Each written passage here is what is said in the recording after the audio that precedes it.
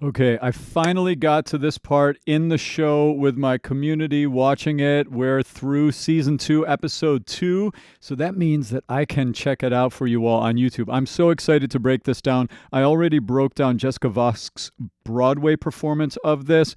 We're going to talk about that and about some of the comments I got on that video. I've got some thoughts. But first, let's go!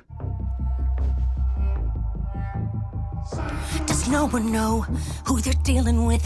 Think I'll let it go, forget and forgive. The rage in me is terminal. There's no remedy but to burn them all right. So I'm just going to go through. I've already listened to this and the reaction I did when I watched the episode. So I already had my first impression. What I want to do right now is I want to break down some of the vocals, some of the things she's doing, all right? And some of just the arrangement, the brilliance in this music. This season's music, by the way, is like 2.0. It's next leveled. Oh, my God. So now I love that little synth eighth note subdivided bass. It's a great exposition for the song that gets explosive later. No one know who. Listen to what she. No one know. So she's doing something really cool here. That's hard. So here's the thing. Like when you're singing, when you start singing kind of soft like this, a lot of times what students will do is they just get quiet and they lose the intensity in their consonants and stuff. And there are lots of times in singing where you want to be intense but also quiet at the same time. It creates a certain effect. It's almost like you're holding back saying something, which is perfect for Lute in this scene, right? Like she's restraining herself, like she's being restrained in this scene. Spoiler, I'm not going too far into it, but she is. And so you can hear that in her voice, like she's she's got all this angst in there, but it's like she's not letting it out. And that's that vocal effect. Listen. Does no one know who they're dealing with? Right? Think I'll let it go, forget and forgive. So what I would call that sound right there, as far as voice pedagogy, that lens, I would say she's got a lot of wind in the tone, ta-ta-ta-ta, as opposed to like bop, bop, bop, like a trumpety, brassy tone, which she does have later. She's got more of a windy tone in that sound. And she also has some great, those little creaky door sounds that we hear before the phrase. Listen to that. The rage in me is terminal. And also, she has a lot of terminal in the way she's releasing that phrase, and that creates drama too. Even though she's not loud, it's very dramatic, right? It's through also that snapping of the consonants.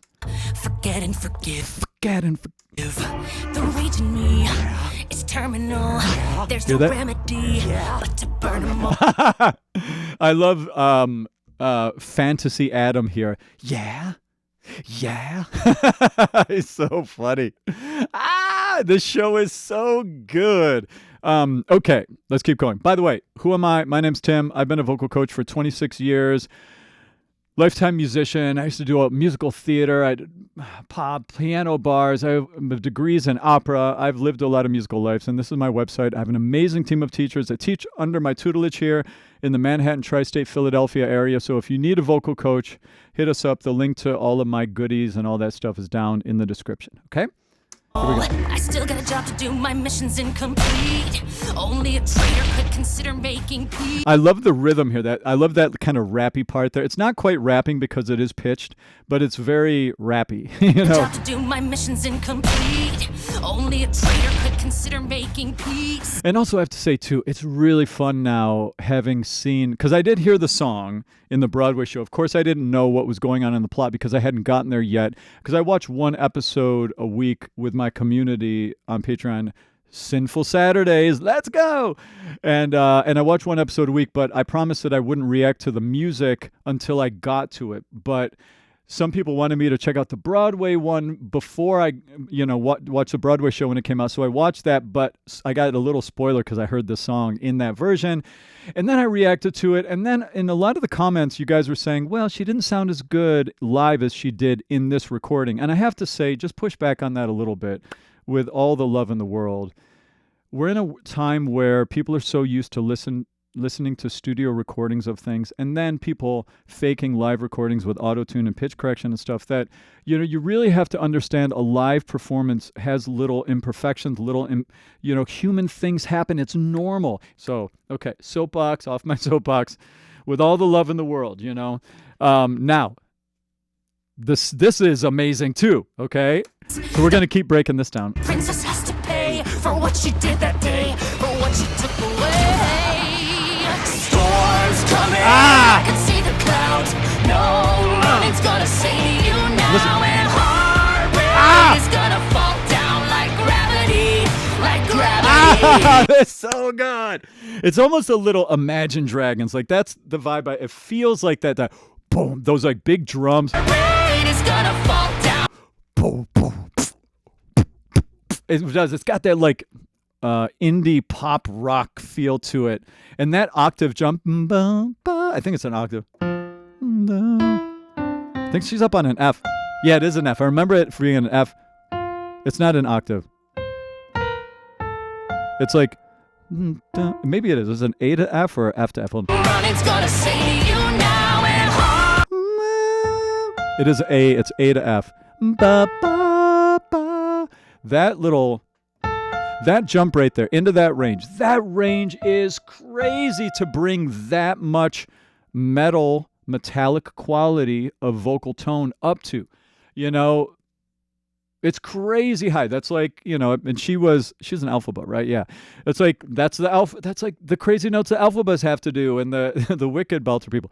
It's crazy high. You know, and it takes a lot of vocal technique awareness, because a lot of times when you go into that range, you can over muscle it. And if you over muscle it, it either goes flat or cracks. It like breaks. You have to have the right amount of letting go of TA dominance in your singing. You have to release the thickening to the right amount. Don't release it too much so that it gets light and head voicey. But you've got to release the right amount. Like, take the, I'm not going to go too far into this, but like, take the metal, bop, bop, bop. That is TA dominance. That's that trumpety, that belty thing that we do. Once you cross a line, it's basically like, for most female voices, like B flat, B natural.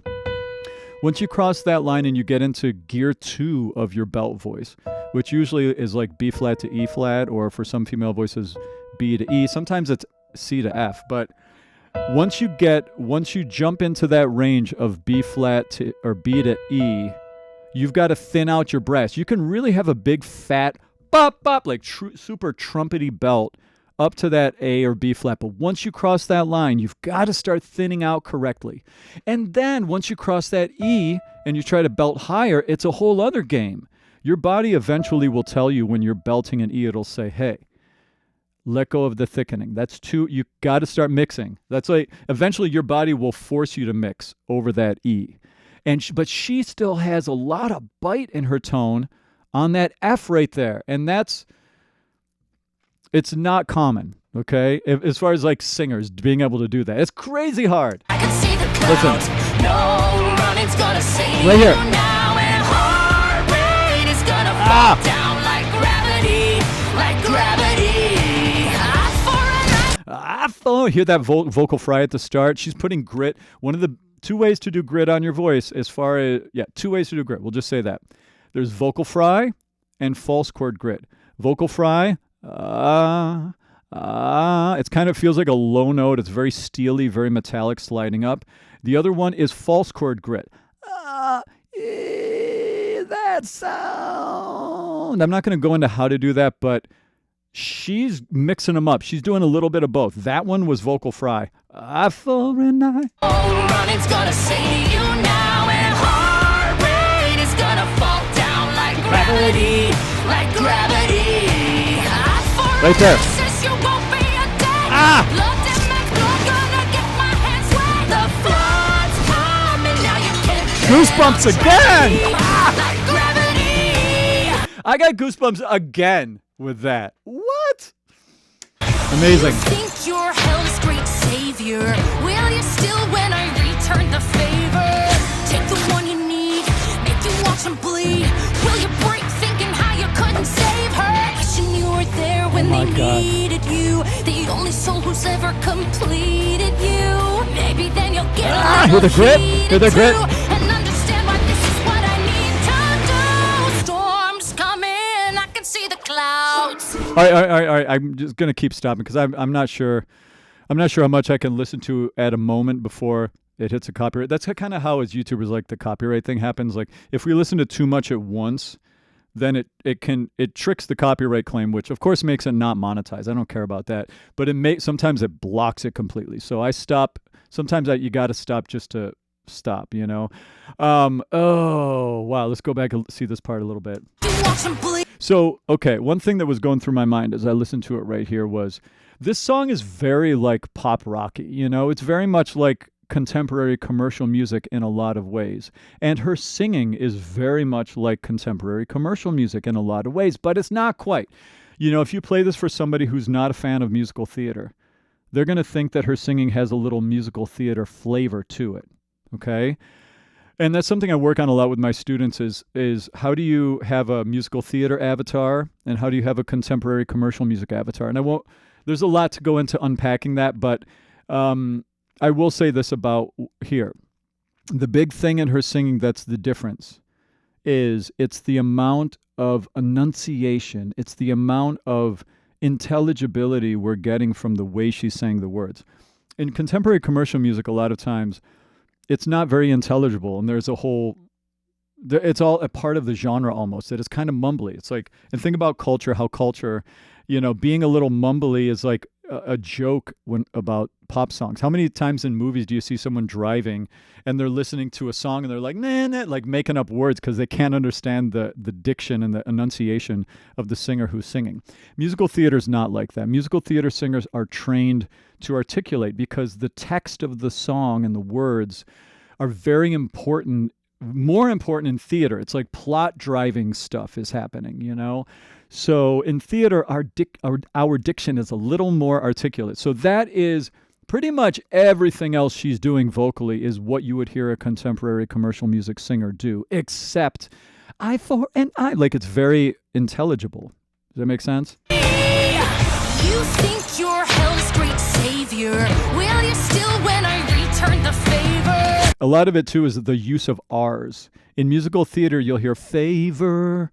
But in contemporary commercial music, return the favor, you know, that's a big difference. Take the one you need, make you watch them bleed. That was growl technique. All right, I'm going to shut up and listen a little more. Return the favor, take the one you need, make you watch them bleed. Will you break thinking how you couldn't save her? Wishing you were there when I like that pullback of energy there. The only soul who's ever completed you. So good. Maybe then you'll get a little heated too and understand why this is what I need to do. Storms coming, Hear that vowel modification? I can see the clouds. Nobody's gonna save you now, and heartbreak is gonna fall down like gravity. Adam's voice really adds a lot here too. The octave doubling, he's singing the same part she is an octave below, and it just fattens it up even more. As I said that, now he comes in with a harmony. Like gravity. Eye for an eye says you owe me a debt. Good. That man's blood gonna get your hands wet. The blood's coming, now you can't bet on tragedy. Like gravity.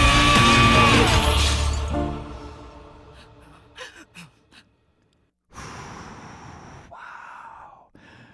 I mean, one other thing I wanted to talk about vocally was just the vowel modifications. You had the to do I thought was really an interesting moment to talk about from like a voice teacher hat standpoint. Pleaded you, maybe then you'll get a little Right here. heated too and understand why this is what I need to do. Notice the vowels are need to do. That's ooh.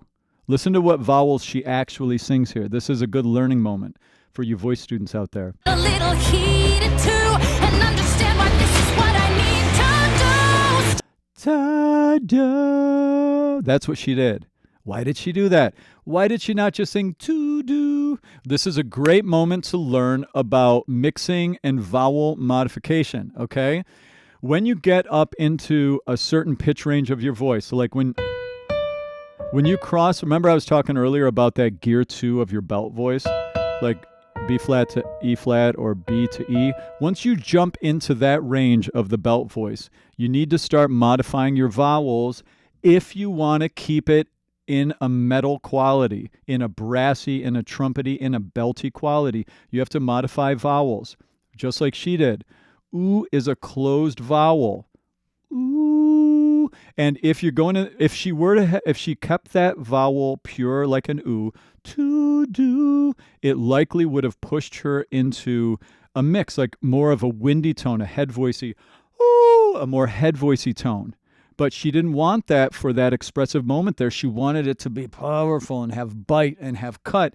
So she modified the oo vowel to ta because she went up to the D and then to the C sharp. But an even more nuanced thing about that is you can notice they're both oo vowels, to do. She did a different vowel modification for the to than she did on the do. Listen to that. So she modified the to more open, tau, and then do. She made tau was almost a complete A-W-H, and then the do, she made it more like do. It was kind of like do. You can do a vowel. You can get the space inside you need for the vowel modification for that pitch range by doing an O, do, and then just make your lips a little more ooish. That's what she did. I know it's a really granular technical thing, but this is like high-level professional vocal technique stuff here. It'll heat it too, and understand why this is what I need to do. Ta. Can you hear the opening of those vowels? Listen again. This is genius. Jessica, next level. A little heated too, and understand why this is what I need to do. Do you hear that modification? That's a pro. That is someone who knows what they're doing. All right. I mean, I could go back through and do another layer, like talk about the way that she uses certain words. Like she is brilliant. The way she's kind of like light on her voice at certain times. And that's the name of the game. The name of the game is being very deeply connected to the text that you're singing so that your vocal choices you make, your vocal paintbrushes match the text perfectly, match the expressive movement of the song within the genre that you're working in. And if this isn't a case study in a high-level pro doing that, then I don't know what is. And I mean, not just in the studio recording, but in that Broadway performance she did. That was killer.